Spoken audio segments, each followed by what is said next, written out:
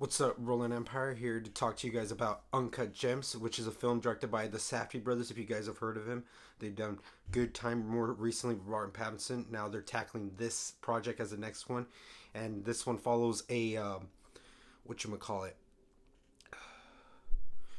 a jeweler, like a jeweler, a guy who has a jewel shop, but ends up like pawning and gambling and betting all sorts of things to kind of raise up certain stakes in him of like of money that he owes to other people, but also kind of like something to win for himself. Basically, it's just a bunch of greed and like selfishness gets in the way kind of thing. And this one starts Adam Sandler, who just, if you know Adam Sandler, he is the guy that just makes the comedies he makes, has his contract with Netflix now. He is a really good actor. He's a good also performer. Like his performances here and there have been good, like Punch Drunk Love, Rain Over Me, the Marish Wish stories, this one out. But he doesn't do these as much. He usually just focuses on what he knows or what he loves, at least the stuff that brings him his money, what his fans want to see.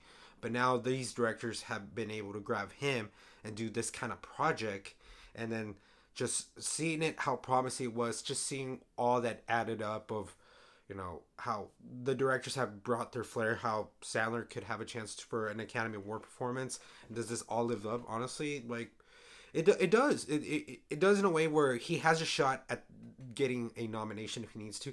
Adam Sandler, seriously, like his performance is like, oh, you can't tell what to think. Like you want to hate him, you want to love him. Kudos on getting him, because I think he brought that flavor where like you wouldn't root for him, but because who he is, you want him to succeed. It at least everybody that assembled for this film like was able to make it like an anxiety rush, just something of a headache cluster of a film. Like from the music being influenced to the directors bringing it how they know best, they solidify themselves. This is their kind of genre, and having him be the one that drives it all. It's just it all worked in a way. You just didn't know what was going on. It's like you knew, but you were thrust upon it already. Like the situation was happening, and then it does give you a little bit of like catch up. But after you're like, holy shit! Like why can anybody just shut the f up, or just why couldn't you just do this? Like calm down, and then like, oh, let's get a breather. Never mind, let's pick it up again. You're like, damn, when are you gonna calm down? I'm like, oh, you calm down now? Like, geez, like it's just a thrill ride from like seeing his relationships, who he has with like certain people, his family kind of thing, and just seeing it all like where it so much goes on. Like you realize like, why are you putting these certain people in this situation? And I'm like, can't you have more respect? Like you're that close to being a better human being, but it's just the choices you throw all these people. It's just, man, you had it coming, but also you're just like, come on, like the film does it enough where you sympathize with him. You have to see his point of view, and you are there for him to like succeed. And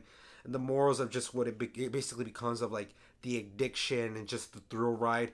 It really could be, the theme could, be symbolized in a certain universal way depending how you can view this. And then yeah, like the characters and all, you're not sure if you're supposed to be invested with them, believe them, but they give you enough screen time, certain scenes where you have to realize what is going on, and this sort of way is like how you should sympathize. That's why like the depending of the certain decisions they make, that's how you kind of like you view, okay, if you believe this guy, this is how you're gonna like root for him kind of thing. But overall, these guys just, they really knocked it out of the park, and it is one of the better movies of the year. It's just so much that they just give you, and you want this guy to succeed. I'm gonna have to give Uncut Gems a minus. So let me know, guys, what you thought. What do you think of directors? What do you think of Adam Sandler? Just all this in the comments below. And as always, roll an empire, laugh, smile, repeat.